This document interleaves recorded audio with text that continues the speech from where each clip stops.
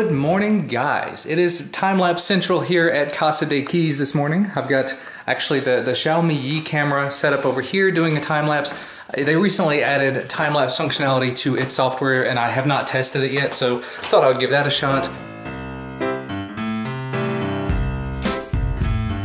I already did a time-lapse in there this morning with the Yotaphone, but the Yotaphone is now in here doing a time-lapse.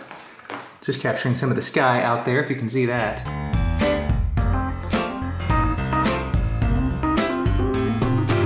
And I've already been on Amazon today looking at time-lapse related things and may or may not have ordered something. We'll see here in the next few days. But today is gonna be a bit of a slow day. I'm gonna be sitting at home and working. My parents are gonna be coming in today, but they're actually probably not gonna be here until late tonight, probably after Duncan goes to bed. So you may not even see them in this video. And because I'm gonna be sitting around the majority of the day doing work, probably on the treadmill the majority of the day, I thought that we would talk about a topic today. And a topic that I've been asked about a few times, a couple of topics kind of play into one another here, is money.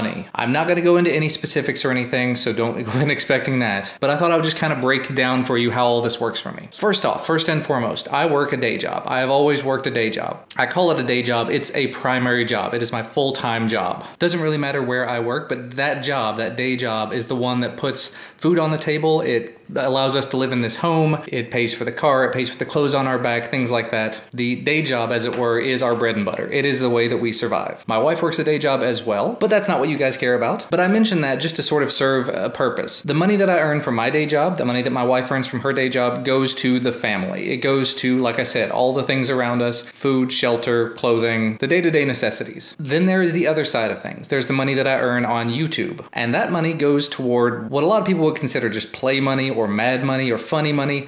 I consider it my sort of tech budget, because the grand majority of the money that I earn, I actually end up reinvesting in the YouTube channel by way of buying new products or paying for trips to places, things like that. But as far as how that money works, first off, as you probably realize, I work for XDA. I've been making videos for XDA for 3.5 years now, something like that. So for every video that I make, XDA pays me a certain amount of money. Doesn't matter how much the money is, but I do receive one flat sum for each video that I make there. On occasion, XDA does bring me out to certain events. I don't actually get paid for going to the events. I get paid for the videos that I make while I'm there. And I generally do get my travel paid for, as well as getting my hotel and sometimes food paid for while I'm there. So the grand majority of the expenses that I have in that case are actually covered.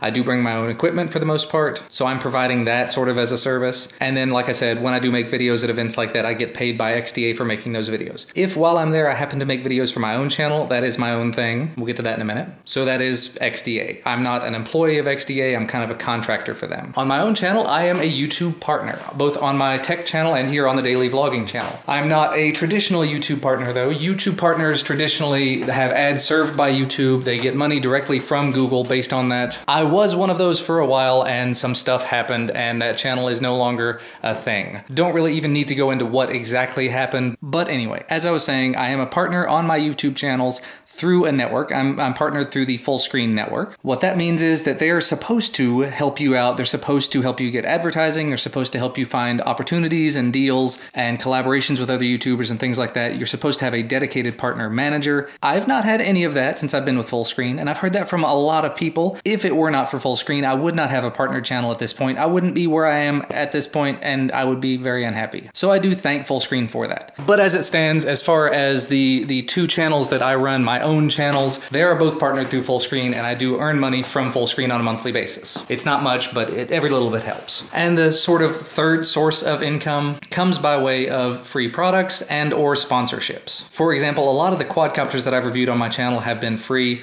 Several of the phones that I've reviewed have been free. If I do receive a sponsorship for something like that, I do always make it a point to point out that the video is sponsored. I say it, and I also write it down in the video description, this video was sponsored by so-and-so, because I do want to make sure that the people that watch the video know I was compensated for providing my opinion.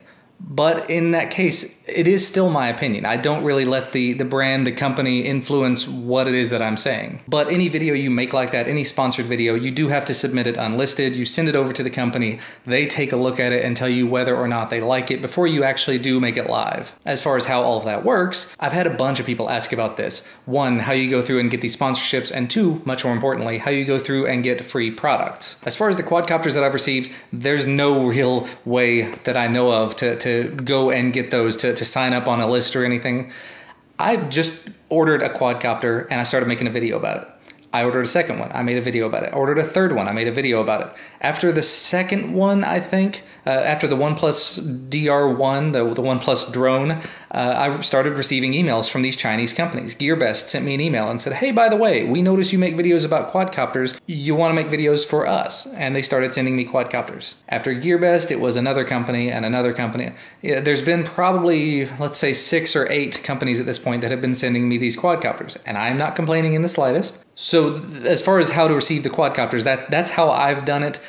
If you are interested in getting started with quadcopter reviewing, that's how I would recommend people do it. Buy 1, buy 2, buy 3. You know, for $100 investment, you can get 3 or 4 quadcopters easy, and you can just do quick videos about those. Do a dozen videos about them, and the companies will start to take notice if you've got viewers and if you've got subscribers based on that. Moving on, though. There's one other company I've gone through to try to get free products before. Actually, this table here in the background I made a video about, and the Duino Kit Jr. I made a video about a little while back. I received from a company called Content Boulevard. And I'll put links to all these things I mentioned down in the video description. Content Boulevard, basically you give them your YouTube information, they check your channel, they say, here's a bunch of stuff you can request for free. And for the grand majority of it, you don't get anything. I've requested probably, I don't know, 100 things on their site. And like I said, I've received 2 at this point. Because their site had some issues, they went through some overhauls of the site. It doesn't really matter. It's not great for that, but I have received a couple of products, and this thing alone, this was like a $400 table, and I love this table. As far as the sponsored videos, because I know that's another big, 1, point of contention, and 2, thing that people want to know about. There's at least 3 sites I go through, maybe more than that, for sponsored videos. I've only done, I think, 5 or 6 sponsored videos at this point, and I've got 1 that I'm getting ready to work on. And the majority of the ones that I've done are through a company called FameBit.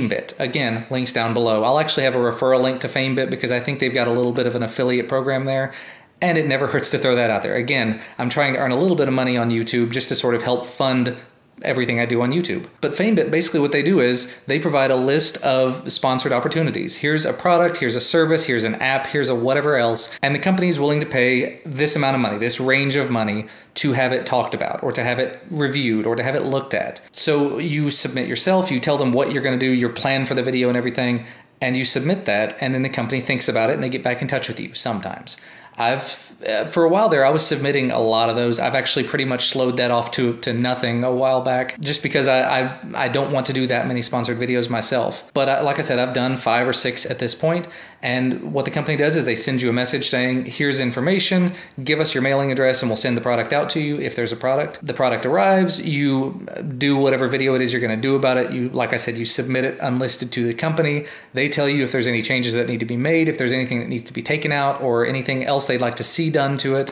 In my case, I've never had to redo a video. There was one time where I think I had to take out a little bit of something because my information was wrong about it, and the company corrected that, so I went ahead and took it all back out. But it was a relatively small change. Other than that, the grand majority of times I've submitted videos like that, they've been approved very quickly, and if they aren't, there are people at FameBit that are willing to work with you on it. So highly recommend FameBit. Again, links down there. Other than that, there's one called Grapevine. I've done 1 paid sponsorship through that. The other site that I've been looking at is called Relio, and again, links down below. I've never had a sponsorship come through with that one. I've applied for probably a dozen on there. Haven't had a single one come through. I've gotten denied on several, and I don't really care all that much. But I thought it was worth a try. And like I said, I do still have 1 more sponsored video in the works. The company's going to be shipping out the product sometime soon. I'll be making the video about it, and then we'll move on with our lives. Now, what makes a sponsored video different from a regular video? Because normally, if a company sends me a product, as I've shown you guys, like these little chargers and adapters and batteries and everything I've been getting, I review those completely free. I don't ask questions. The company doesn't send me money or anything. I just talk about them because they're here. These quadcopters I receive, I've never received any sort of money for those, so I talk about them because they're here. But if a company chooses to sponsor my channel or sponsor a video, for that video, it's not that paying me will get my opinion to change.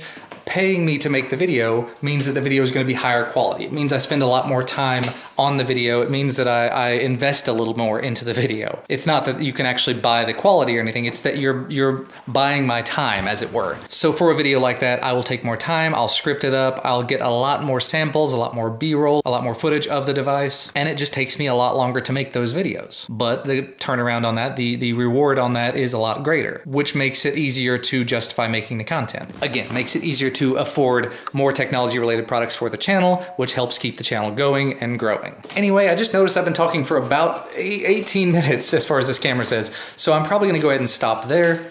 If you have any questions or anything you'd like to know about sponsorships or advertising on YouTube or anything that doesn't relate to direct advertising revenue, anything that doesn't relate to how much do you earn, how much do you make, because I'm just not going to go into that. It's tacky to talk about. I'll be happy to answer them. I'll be happy to talk about them in a future video, but I hope that this was helpful, enlightening, maybe a little entertaining, and let's move on with the day. Well, it looks like we're going to be heading out for lunch. Christina just called me and said she doesn't have any lunch planned. She didn't pack any lunch, so I get to go pick her up. So I don't know if I'm going to keep that whole 18-minute diatribe on money in this vlog or not.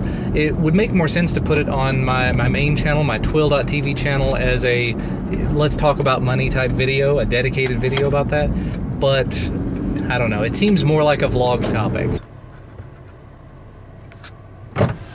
Boo. Boo, I was already outside. You're already waiting. Oh, nice. Time for some food.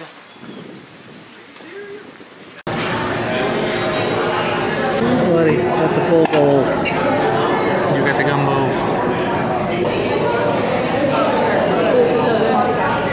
Hot and spicy. All right, I'm completely packed and stuffed, and I'm so full.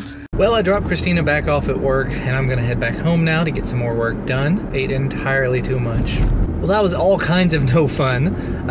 Went around in circles. The place where Christina works is downtown, and they're having some sort of a walk or a race or something, so they had all kinds of streets blocked. So I ended up going here, there, and everywhere trying to get out. And now I've managed to get turned around. I'm going back the same way that I went to go around town to get back home. There's a place here that has a big green yard next to it. And apparently the place here has a no smoking policy. And I've seen a lot of places adopting this, where you can't smoke on their campus, so you have to actually go away to smoke. So what these people apparently do is they go out to this big green field and kind of stand there. And it reminds me of a scene from a zombie movie, where you've got all these people just kind of standing in a field and looking like they're dead. And it's, I don't know, I've seen this several times now as I drive past, and I'm always just really amused by it, because it's like, that's from a zombie movie. And there's a dead car in the road. Awesome. I might have just done a bad thing. I've mentioned it before. I own the Xbox One. I also own the Xbox 360 that I've had for quite a while now. Sorry, I've got an itch on my nose. I have been an Xbox Live Gold subscriber in the past, but I let it lapse because I wasn't playing, wasn't using it, and all of the games Microsoft was giving away for free with their Games with Gold program, they just didn't really appeal to me. However, I just happened to look over at it. I saw Techno Buffalo was pointing out a couple of games that are coming in October for free that looked kind of interesting. And I was like, well, maybe I should get a free month trial to get some of these games for free. And then it was like, well, actually the games right now that are free are kind of nice. So I started looking around, and Microsoft charges like $60 a year for Live. But I found a site where you can get it for 30. So I did that. There's actually 3 or 4 sites that you can do that. And within about 10 minutes, I got the code. So I figured I'd give it a shot. $30 through PayPal. You know, PayPal, they got your back a little bit. The code came through, it worked. I've got my Xbox One started up and running. Although because I haven't had it on in a little while, it's running some updates first. But as soon as those updates are done, I should be downloading, it's Tomb Raider, and then there's a game called The Dear God. So I'm going to be getting those, and then I'll turn on the Xbox 360, and that's got Crysis 3 coming for it. Neither of those games really are appropriate for Duncan, but it's something that I can do if I ever have any spare time, ever. Warping to much later in the day. Work day is over, Duncan is home, Christina's home. We went ahead and ordered a Domino's pizza for dinner because we had gift cards and stuff. I had not seen this yet. The Domino's pizza maker tracker. So I thought that was pretty cool. Basically, it just tells you every step of the way, who's doing it, what they're doing, and everything. Didn't really help inside the store because the people didn't really know that much about what's going on. But it is pizza time, is it not? Pizza and the Chipmunks. Are you a big fan of the Chipmunks? Yeah, it's a new kind. The new kind. The new Chipmunks. The Noop Monks. There's some pizza. Yeah. I love Amazon next day shipping. This is the Fly Sky FS-T6 I mentioned that I ordered yesterday. And we are even later in the evening. I haven't really been recording much. I've been working on a little bit of this, a little bit of that. My buddy Nick came over again, and again, didn't bring out the camera. And I haven't even been doing any time lapses because it has just been kind of gross and rainy all evening. And it's not been like a pretty rain, it's just been kind of pouring down nasty looking rain. Well, it's very, very late at night again. Not even sure where the evening went. Christina was gone for a few hours shopping for some things, had to get some birthday presents for our nieces, and then had to go shopping for some foodstuffs for D&D tomorrow night. That should be a lot of fun. I spent some time later this evening working on the quadcopter. As you can see, I've got everything soldered together, although my soldering work leaves a lot to be desired. I've got the motors installed, but not actually hooked to anything. Seriously thinking about going out and picking up some just some barrel connectors to make this a little bit easier, because I think there's going to be a lot of plugging and unplugging. Also, the receiver and transmitter showed up, so I've got the receiver wired up here. I did plug all of this in earlier, plug this into the battery, and the CC3 board did light up, so I've done something correctly. Here is the transmitter, just in case you're curious. Just a massive thing here. So really looking forward to getting this up and going. However, this takes 8 AA batteries. It takes more batteries than any other transmitter I've used so far. But one way or another, it is definitely coming along very, very quickly. I say very quickly, it's really not coming along that quickly. But I think at this point, if I just go ahead and plug everything in, zip tie down the things that need to be zip tied down, connect all the motors up, and plug it into the computer, I should be able to get ready to set up the transmitter, get everything binded together, finish screwing everything together, and it may be ready to fly. I mean, it's probably another hour's worth of work, and I've really probably only put about an hour into it tonight. But I think it's definitely coming along. The sad thing is, though, it's really just making me realize maybe I'm just spoiled. Maybe I don't know the real potential of this thing yet. But I don't know. So far, investment-wise, this would have been $200 if I had paid for it outright, plus the battery, which was another, I think, $25 or $30, plus another $60 for this setup. So $280, something like that, $285. Whereas my HMX 280, which is slightly larger, but has very decent motors, was $160, $170. I'm gonna continue to recommend the HMX 280 because I didn't have to do anything to it. It has a very nice body. It has a huge amount of power. But again, I'm gonna really reserve judgments until I have gotten this out and flown it somewhere. But I'm gonna find it really hard to believe that it's going to outperform the HMX 280. But anyway, I am absolutely exhausted yet again. A little bummed that my parents didn't make it in tonight, but there were some extenuating circumstances. There always seem to be. So hopefully we'll get to see them tomorrow. And of course we've got D&D tomorrow night, which should be an awful lot of fun. I hope you guys had a great day. Not sure how this video is going to turn out. If this is a very long video, hope you enjoyed it. But as always, thank you guys so much for watching. I'll see you again tomorrow.